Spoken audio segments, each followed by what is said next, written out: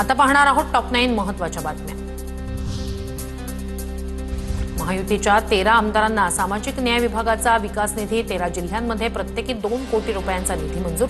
जिल्ह्यातील विकास कामं मार्गी लावली जाणार। पुढील आठवड्यातील बुधवारपर्यंत कोकण किनारपट्टीसह मध्य महाराष्ट्र, मराठवाडा आणि विदर्भाला पावसाचा इशारा। अरबी समुद्रासह बंगालच्या उपसागरात कमी दाबाचा क्षेत्राचा परिणाम। केंद्रीय शिक्षक पात्रता परीक्षेचे वेळापत्रक जाहीर। 8 फेब्रुवारी 2024 ला देशातील 132 शहरांमध्ये घेतली जाणार परीक्षा। एसटी महामंडळाच्या ताफ्यात 8300 नव्या गाड्यांची भर पडणार। स्मार्ट, व्होल्वो, मिनी बस अशा सर्वच श्रेणींच्या गाड्यांचा समावेश। डिसेंबर 2024 अखेर गाड्या सेवेत आणण्याचं महामंडळाचं नियोजन। विद्यार्थ्यांची फसवणूक करणाऱ्या बोगस विद्यापीठांवर यूजीसीकडून कारवाईचा बडगा। मान्यता नसलेल्या विद्यापीठांची यादी जाहीर। देशभरातील 22 बोगस विद्यापीठांमध्ये दिल्लीतील 10 तर महाराष्ट्रातील एका विद्यापीठाचा समावेश।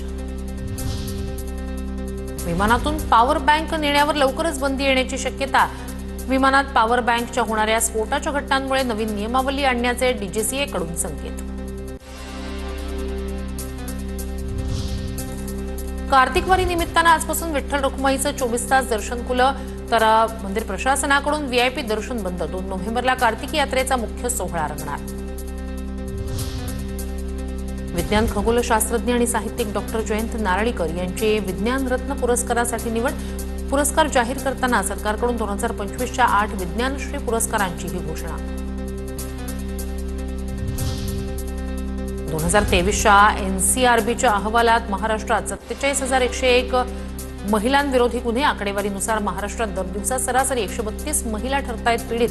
विनयभंगाचे राज्यात 12,133 गुन्ह्यांची नोंद।